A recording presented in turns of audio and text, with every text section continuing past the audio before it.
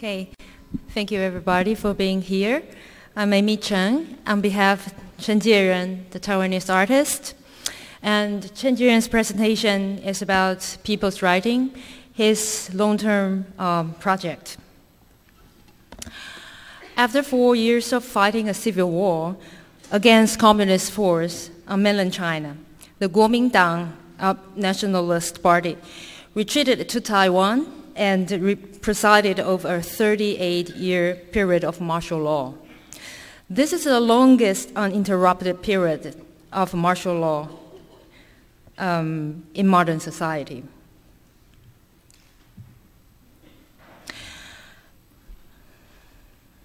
After the Korean War erupted in 1950, the United States renewed its support for Kuomintang dictatorship.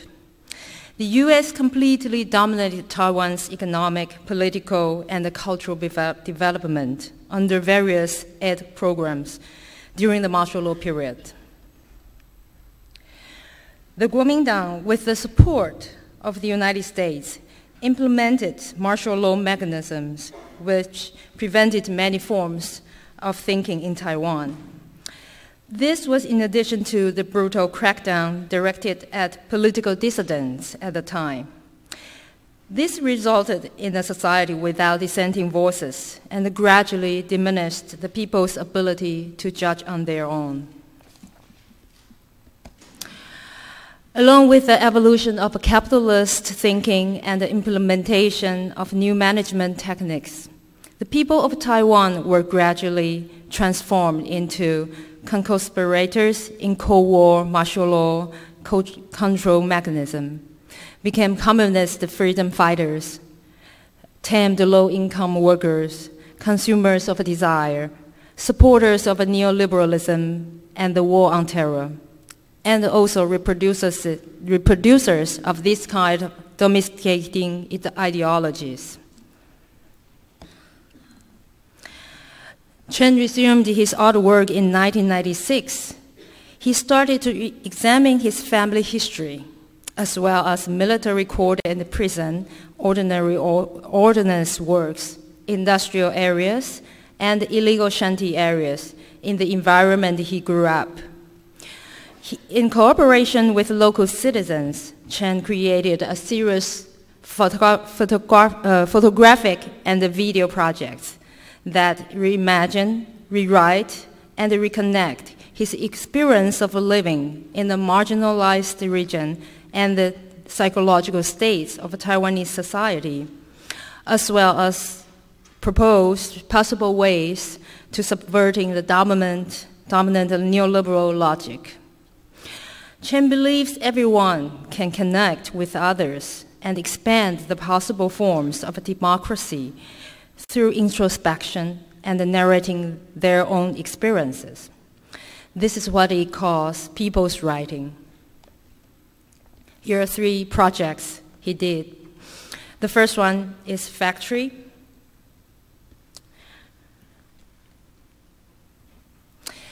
In Factory, Chieh-Jen invited laid-off workers to return to a bankrupt factory and act out their former duties. The factory where these women had once worked closed following the trend of industrial flight spurred on by globalization. The film reflects the life of experience of countless factory workers worldwide. They all share similar tales of movement versus the impossibility of movement.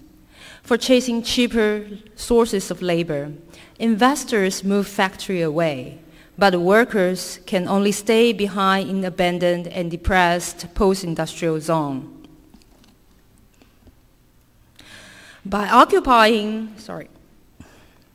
a former garment factory, Chieh-Jen and the women transformed the soon-to-be auctioned off property into a critical space.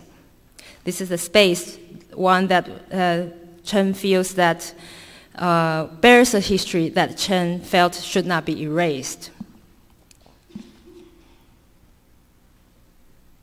This is the second project, Empire Borders 1.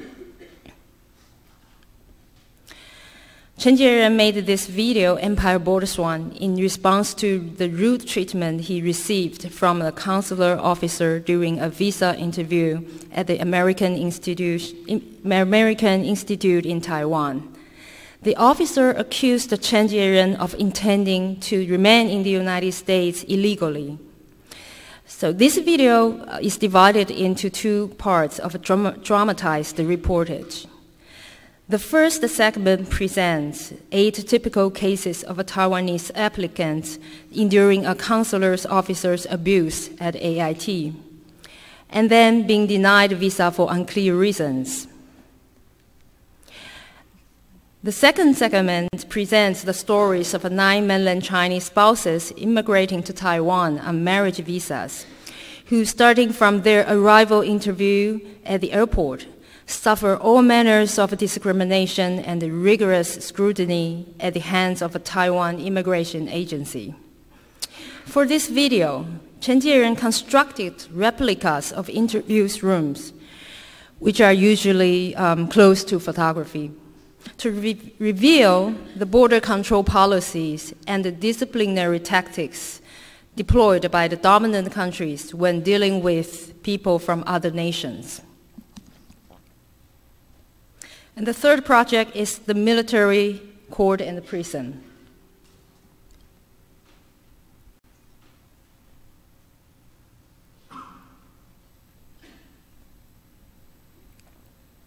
The fictional narrative presented in Military Court and Prison follows a forgotten political prisoner who comes upon present-day foreign laborers, unemployed workers, vagrants, and others in an old detention center. This detention center was about to renovate it as a human rights memorial at the time.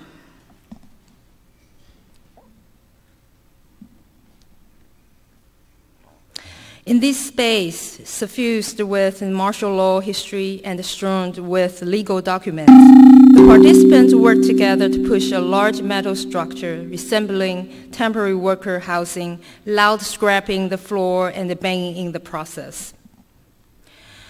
After this allegorical performance, the laborers, workers, and the vagrants once again assumed their true identities, and then began to write in blank areas of newspapers' business section and outside the writing spaces on official government forms. This form symbolized contemporary mechanism of control. By writing their names and the stories of confinement in this invisible prison of neoliberalism, the participants are enacting a self-writing process, not only acknowledging their status as citizens, but also part of the globalization's multitude. In this way, they participate in the writing of their own histories. Thank you.